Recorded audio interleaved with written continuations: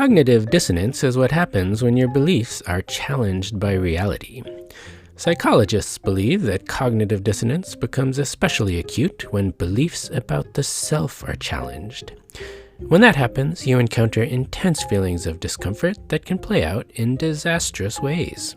More on that later. In the world of tech, a very common example of cognitive dissonance is what I call big fish, small pond dissonance.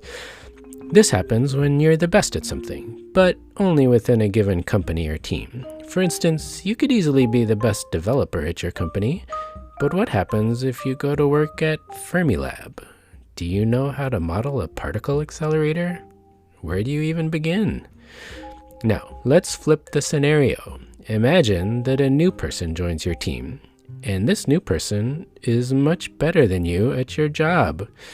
We're not talking about Rain Man here, we're just talking about a person with your same job title who happens to be much better than you. You thought you were the man, but it turns out you're not. How do you deal with that? Well, there are basically two wrong ways and one right way to deal with cognitive dissonance. Let's talk about the wrong ways, and then I'll get to the right way. Probably the worst way to deal with cognitive dissonance is to seek comfort in an illusion.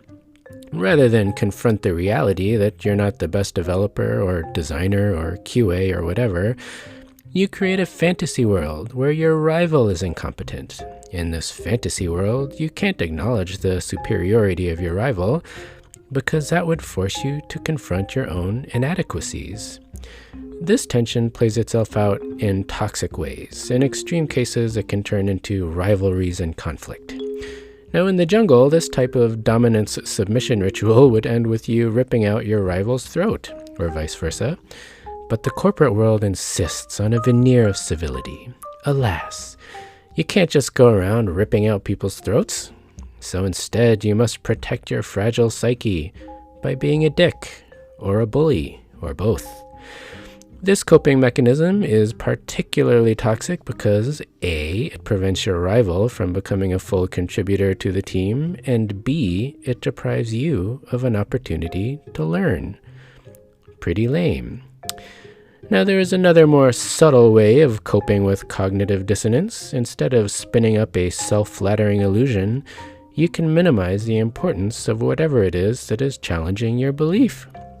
There are countless ways to do this.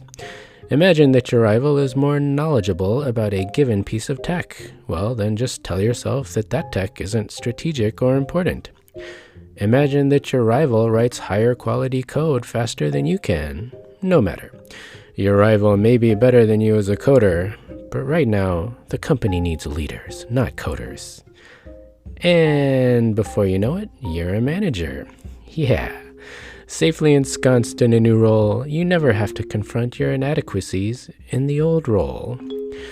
Well, life keeps repeating the same lesson until it is learned. In my case, the lesson I needed to learn was humility. It turns out humility is the antidote to cognitive dissonance. Without humility, you cannot change your beliefs to match the facts. And that means you will forever do stupid things to protect your ego. You won't even know that the thing you're doing is stupid.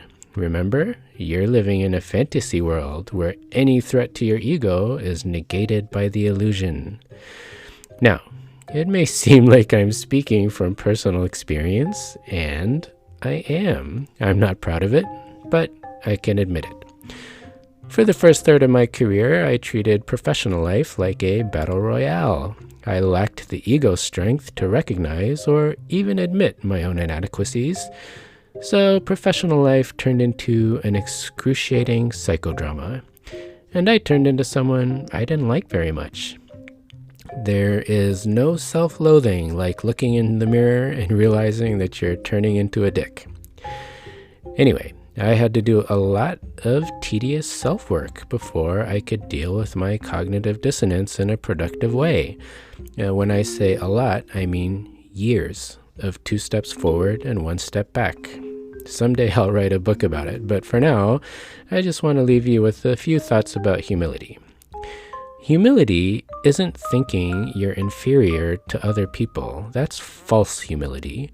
False humility is how losers let themselves off the hook for not trying. That probably sounds harsh. It is harsh. But that's the red pill, baby. If you don't like it, there's always going to be a blue pill waiting for you. True humility is when you could rest on your laurels, but instead you try to get better. It's why Kobe hired a shooting coach. Does anybody really think Kobe Bryant needs to work on his shooting? Well, Kobe thinks he does, and that's why he's world class. True humility is why Warren Buffett reads 50 books a year. True humility is why Martin Fowler learns a new programming language every year.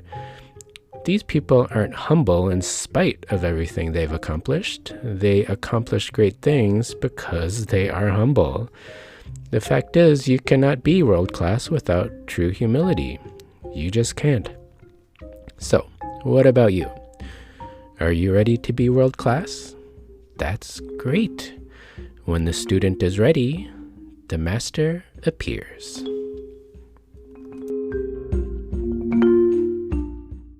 The show notes for this episode are available at impostersclub.io. Check it out. Feel free to leave me a comment and mingle with other imposters just like you. impostersclub.io.